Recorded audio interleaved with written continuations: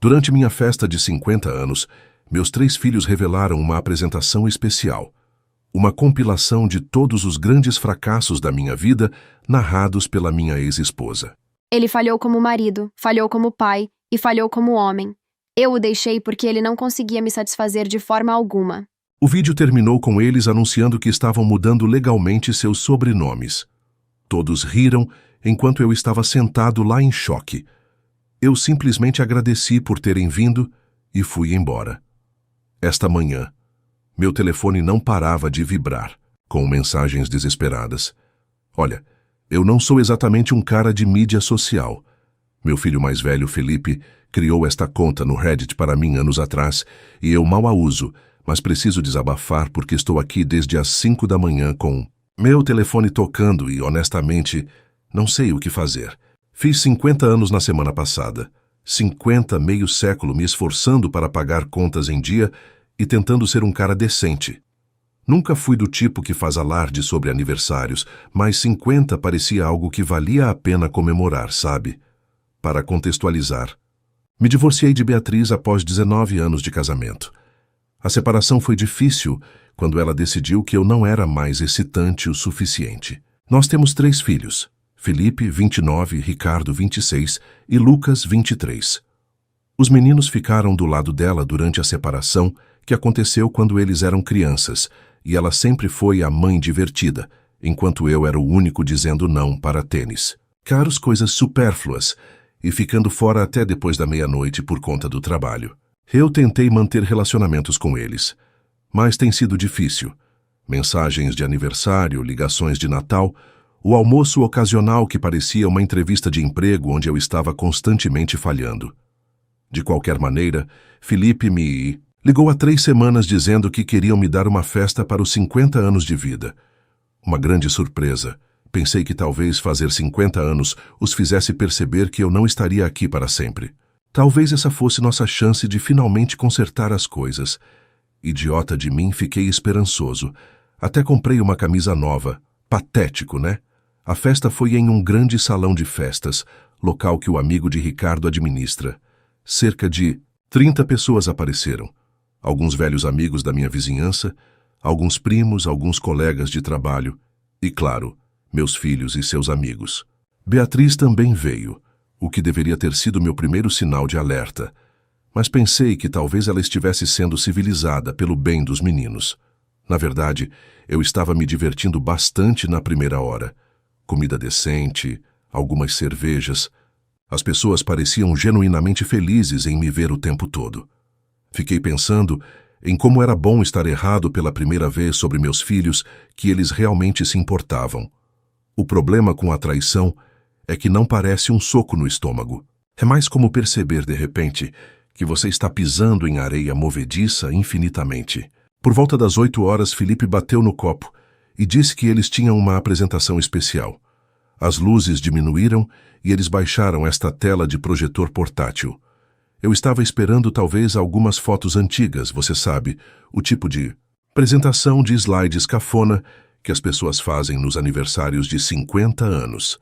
O que eu recebi em vez disso foi uma compilação de 20 minutos intitulada Os Fracassos de Gustavo Almeida. Uma vida inteira de decepções. Sim, realmente. Com Beatriz narrando a coisa toda como uma espécie de narração de documentário. Gustavo Almeida. Marido fracassado, pai fracassado, homem fracassado. Completo com fotos de todos os erros que já cometi. Fotos do carro usado que comprei e que quebrou depois de 3 meses. A vez em que fui rejeitado para a promoção. A viagem de acampamento onde choveu o tempo todo. O deck de acabamento que nunca terminei porque trabalhava 60 horas por semana. Mas essa nem foi a pior parte. Beatriz entrou em detalhes explícitos sobre nossa vida íntima na frente de todos que conheço, sobre como eu não conseguia satisfazer suas necessidades e como essa foi a verdadeira razão pela qual ela foi embora. Como ela fingiu por anos. As pessoas estavam rindo de verdade na minha festa de aniversário sobre meus problemas de desempenho. Terminou com esse pequeno discurso roteirizado de todos os 3 meninos sobre como eles estavam oficialmente preenchendo a papelada para mudar seus sobrenomes para o nome de solteira de Beatriz Silva. Felipe realmente disse, e eu me lembro disso palavra por palavra. Preferimos não ter pai do que um que nunca apareceu quando era importante. Eu sentei lá completamente congelado. A sala estava um silêncio desconfortável, meio riso nervoso, todos olhando para mim esperando que eu desabasse ou explodisse. Eu passei minha vida inteira sendo o cara que não fazia uma cena. Então, não fiz. Levantei-me, agradeci a todos por terem vindo e saí. Entrei no meu carro, dirigi para casa, sentei-me na minha casa vazia e olhei para a parede até o nascer do sol. Era sábado à noite. Agora é quinta-feira de manhã. Meu telefone não para de vibrar desde segunda-feira. Descobri que eles precisam da minha assinatura em alguns formulários para sua preciosa mudança de nome. Todos os três, mais Beatriz, ligando, enviando mensagens, para mim. Até a esposa de Felipe, Fernanda, me ligou, fingindo estar preocupada com meu estado emocional, quando eu sei muito bem que ela só quer que eu assine esses papéis. Ricardo deixou esta mensagem de voz ontem, dizendo que eu estava sendo infantil por ignorá-los. Infantil? Eu sou infantil por não ajudar imediatamente as crianças que me humilharam publicamente? O mesmo garoto que me ligou às 2 da manhã, no ano passado, implorando por dinheiro porque ele devia a alguns caras por um jogo de pôquer. Aquele que eu resgatei sem fazer perguntas. Esse é o garoto me chamando de infantil. Talvez eles estejam certos. Talvez eu tenha sido um pai terrível. Eu com certeza não era perfeito. Trabalhei muitas horas, perdi alguns jogos. Mas eu paguei por tudo. Cada consulta médica, cada par de sapatos, cada taxa de inscrição para a faculdade. Ajudei Felipe com a entrada da casa dele quando Beatriz disse que não podia. Paguei a mensalidade do Lucas, e mesmo que o acordo de divórcio não exigisse isso, eu estive lá com minha carteira aberta toda vez que eles precisaram de algo, mas aparentemente isso não significa nada. Reddit, eu não sei o que estou fazendo aqui. Acho que só precisava contar a alguém. A questão é que não estou apenas magoado, estou com raiva. Há vários anos tenho aceitado a porcaria deles, tentando engolir meu orgulho para quê? Para que eles pudessem me emboscar na frente de todos que eu conheço. Meu amigo Carlos diz que eu deveria apenas assinar os papéis e acabar com isso. Ele diz que meu primo acha que eu deveria tentar falar com eles, descobrir de onde veio todo esse ódio, mas honestamente, não sinto vontade de fazer nenhuma das duas coisas. Passei 50 anos sendo razoável, aquele que compromete, aquele que perdoa, e o que isso me rendeu? Um rolo de destaque dos meus fracassos, narrado pela mulher que jogou fora nosso casamento por seu instrutor de CrossFit. Ah, sim, esqueci de mencionar esse pequeno detalhe antes. Então aqui estou eu, telefone tocando de novo. É Lucas, dessa vez, provavelmente, ligando para me dizer o quão decepcionado eu sou por não ajudá-los imediatamente a apagar a última conexão que eles têm comigo. Eles acham que eu sou fraco, que vou ceder como sempre faço. Mas algo quebrou em mim quando eu saí daquela cervejaria. Algo mudou. Eles não sabem o que eu sei sobre cada um deles. Eles não têm ideia de quem eu sou de verdade. Agora estou desligando meu telefone e indo dar uma volta. Eu preciso pensar porque pela primeira vez na minha vida eu não vou fazer o que esperam de mim. Atualizei. Puta merda. Eu nunca esperei que meu último post explodisse desse jeito. Mais de 2.000 comentários. Minhas notificações ficaram loucas por dias. Obrigado a todos que enviaram mensagens de apoio e conselhos. Desculpe, eu não consegui responder a todos eles. Meu antigo Samsung mal consegue abrir o aplicativo do Reddit sem superaquecer. Olha assim, já faz quase 3 semanas desde aquele desastre da festa de aniversário. Muitos de vocês estavam perguntando se eu estava bem ou se eu tinha falado com meus filhos ainda. A resposta é que tá complicado. Eu não tenho ficado sentado chorando todas as manhãs, se é isso que você está se perguntando. Eu tenho planejado tudo para a minha primeira semana depois da festa. Eu fiquei completamente fora de contato. Desliguei meu telefone, tirei alguns dias pessoais do trabalho e apenas fiquei sentado em casa, pensando. Eu precisava colocar minha cabeça no lugar antes de fazer qualquer movimento. Eu não sou do tipo impulsivo. Nunca fui. Provavelmente foi isso que a Beatriz quis dizer quando me chamou de chato na frente de todo mundo. Seja lá o que for. Aqui está a coisa sobre meus filhos que eu não expliquei completamente em meu último post. Apesar de toda a conversa fiada sobre eu ser um fracasso e uma decepção, todos os três têm sido financeiramente dependentes de mim, de maneiras que nem a mãe deles sabe. Sobre Felipe, meu filho mais velho, aquele que organizou toda aquela humilhação do slideshow, eu tenho feito metade dos pagamentos do financiamento da casa dele nos últimos 3 anos, transferindo dinheiro discretamente para a conta dele todo mês, porque ele e sua esposa Fernanda compraram uma casa muito maior do que podiam pagar, naquele condomínio chique. Felipe disse a Beatriz que eu acabei de ajudar apenas com o pagamento inicial. Mas não, eu pago 1.200 todo mês para que eles pudessem manter suas bancadas de granito e a garagem para 2 carros. Ricardo tem um problema com jogos, de azar, pôquer online principalmente, mas ele também se ramificou para aplicativos de apostas esportivas. Sua noiva, Camila, não tem ideia de que eu o resgatei 4 vezes nos últimos 2 anos, quando ele se meteu muito fundo. Da última vez custou cerca de 8.000, o que não é pouca coisa para um cara como eu, simples, que vende almoço há 30 anos. E Lucas, meu filho mais novo, sua mensalidade da faculdade não se paga sozinha. Beatriz prometeu lidar com isso no divórcio, mas de repente teve problemas de fluxo de caixa quando chegou a hora. Então, adivinhe quem estava pagando silenciosamente suas aulas, sem mencionar o aluguel de seu apartamento, já que ele não conseguia equilibrar a escola e o trabalho em tempo integral? Depois de ficar sentado com meus pensamentos por uma semana, finalmente comecei a atender suas ligações. Joguei exatamente como eles esperavam, a voz do pai derrotado, toda trêmula, falando sobre como eu só queria entender onde errei, e ainda, amá-los, não importa o que aconteça. Basicamente, eu os alimentei exatamente com a reação patética que eles estavam esperando. Eles comeram tudo. Sugerir que jantássemos apenas a família para resolver as coisas e encontrar um encerramento. Eles concordaram tão rápido que foi quase engraçado. Felipe escolheu este restaurante italiano caro perto de sua casa, provavelmente presumindo que eu pagaria a conta, como sempre. O jantar foi outra coisa. Eu apareci parecendo um mendigo de propósito.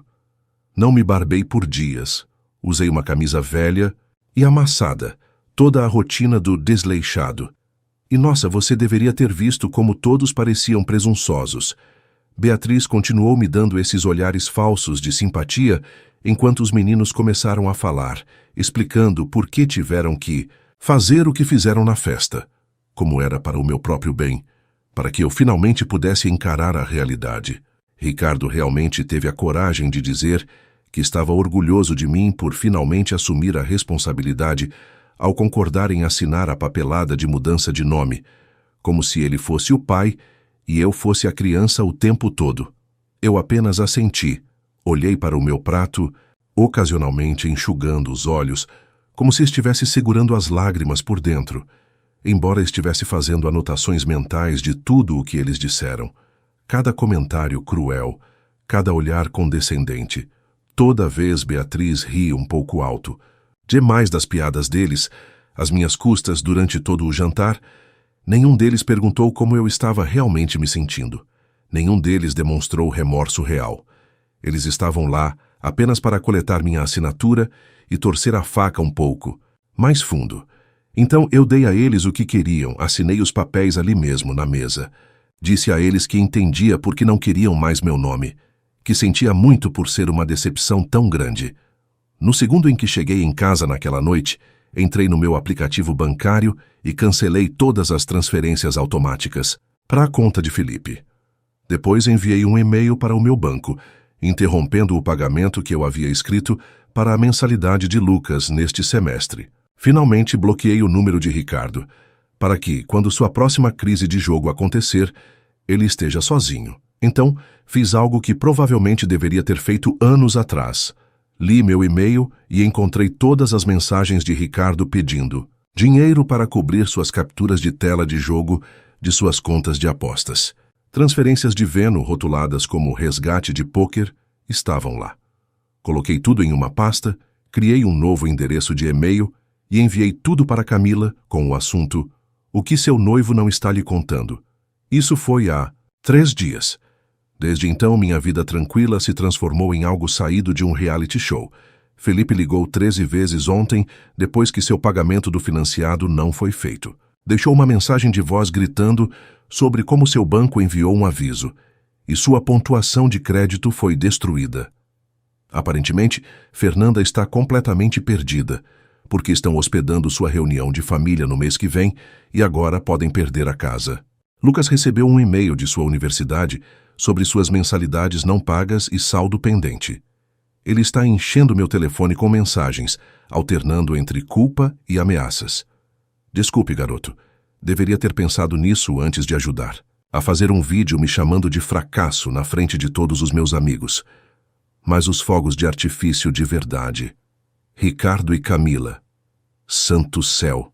Ela veio até minha casa ontem, chorando, me mostrando todos os e-mails e perguntando se eles eram reais. Eu não precisava mentir, apenas assenti. Aparentemente, ela cancelou o noivado e voltou a morar com os pais. Ricardo me deixou esta mensagem de voz desequilibrada às 2 da manhã, me chamando de todos os nomes, dizendo que eu arruinei sua vida e traí sua confiança. A ironia é completamente perdida para ele. Beatriz tem mandado mensagens sem parar, exigindo que eu conserte essa bagunça, porque os meninos estão em crise. Ela realmente escreveu que eu preciso parar de ser mesquinho e pensar na família. A audácia desta mulher que narrou um vídeo de destaque das minhas deficiências sexuais na frente de 30 pessoas. A questão é, Reddit, eu não me sinto mal nem um pouco.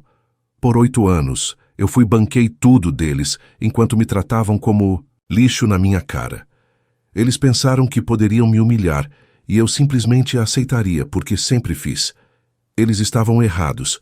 Eu ainda não terminei. Isso foi apenas a primeira fase. Eu tenho mais planejado.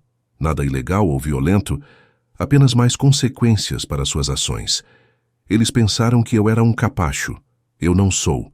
Eu sou o chão prestes a cair debaixo deles. Só tive que compartilhar esta atualização porque muitos de vocês enviaram mensagens de apoio. É bom finalmente me defender, aos 50. Acho que se pode ensinar novos truques a um cachorro velho, afinal.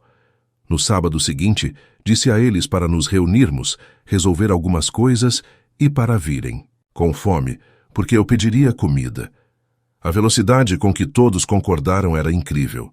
Passei a manhã limpando, não porque me importasse com o que eles pensavam da minha casa, mas porque isso ajudava a manter minha mente limpa. Coloquei lençóis limpos na cama de hóspedes, mesmo que ninguém estivesse hospedado. Velhos hábitos. São difíceis de morrer.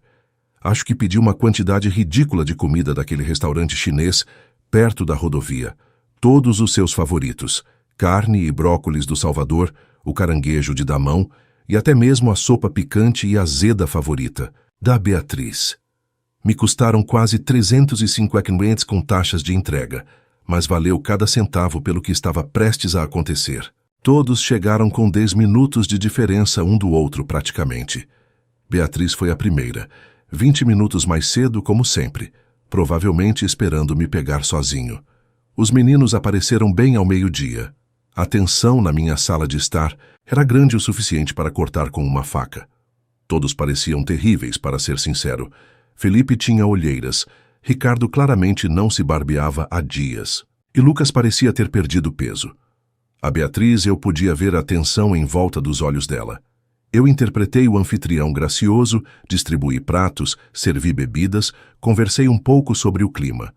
Todos estavam claramente impacientes, esperando que eu trouxesse dinheiro. Ricardo ficava checando o telefone a cada 30 segundos. Felipe estava fazendo aquela coisa de bater o pé quando está ansioso. Lucas mal conseguia fazer contato visual. Quando todos comeram, eu disse que tinha uma apresentação especial que queria compartilhar com eles. O olhar que trocaram entre eles não tinha preço. Essa mistura de confusão e preocupação.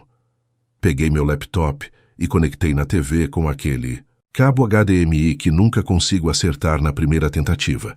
Então apertei play. Era a apresentação de aniversário deles para mim. O vídeo todo humilhante que eles mostraram para todos na minha festa. Pedi ao amigo do Felipe que dirigia a cervejaria para me enviar uma cópia, alegando que eu queria para as memórias. O áudio estava cristalino, a narração de Beatriz sobre meus fracassos, o discurso do garoto sobre mudar seus nomes, a risada da plateia, tudo isso.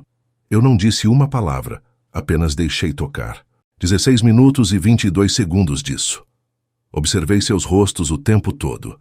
Quando terminou, acendi as luzes e peguei 4 pastas de papel pardo que eu havia preparado.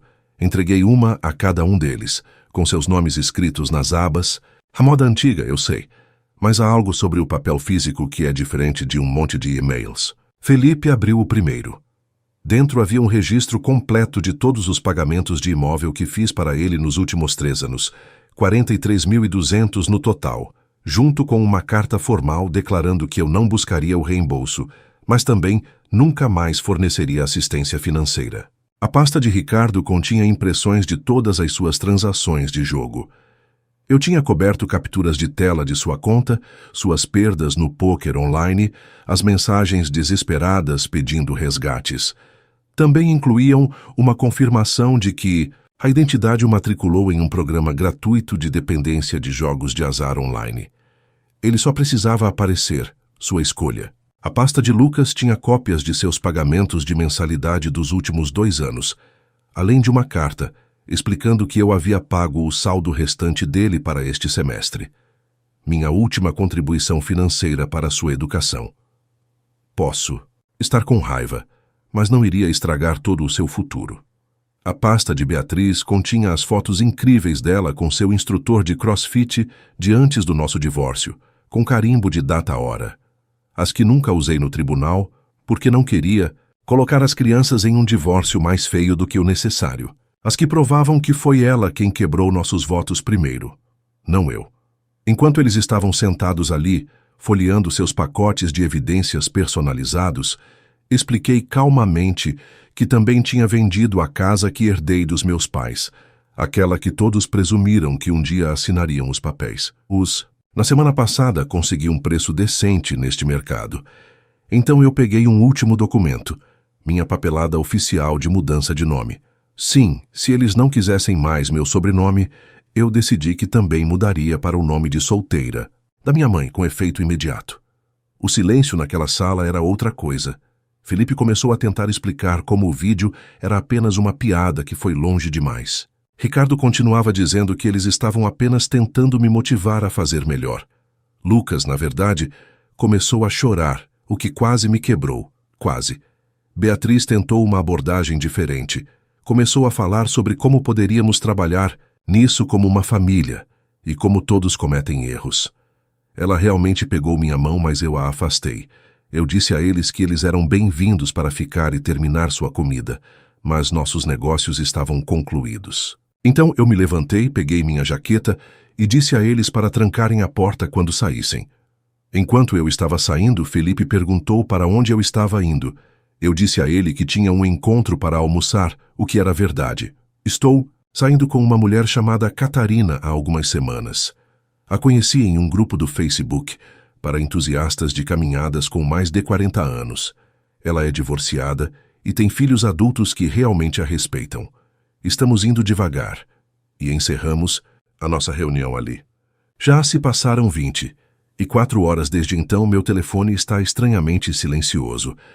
Apenas uma mensagem de texto de Lucas perguntando se poderíamos conversar em particular algum dia. Provavelmente direi que sim. Eventualmente, ele é o mais novo e provavelmente está apenas seguindo o exemplo do irmão. Atualização do Reddit. Não estou dizendo que lidei com tudo perfeitamente. Não estou dizendo que cortar meus próprios filhos não dói. Porque doí e doí demais, mas pela primeira vez em 8 anos, sinto que não sou apenas o caixa eletrônico ou o saco de pancadas emocional de alguém. Tenho uma viagem de acampamento, de férias planejada no mês que vem. Sempre quis ir. Nunca fui porque Beatriz achava que acampar era coisa de pobre. Para meu aniversário de 51 anos no ano que vem, vou comemorando sozinho, por escolha, e algo me diz que será o melhor aniversário que terei em décadas. Agora me diz, o que você faria se depois de anos de apoio incondicional fosse tratado dessa maneira pela sua própria família? Você acha que Eugene fez a coisa certa ao cortar o suporte financeiro e expor os erros dos filhos? Ou ele deveria ter agido de forma diferente? Escreve aqui nos comentários, eu quero muito saber. Se você gostou do vídeo, clica em curtir e se inscreve no canal também. Assim você não perde nenhuma história emocionante.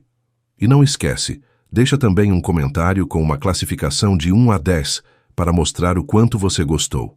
Assista também ao vídeo que agora está aparecendo na sua tela. Até breve.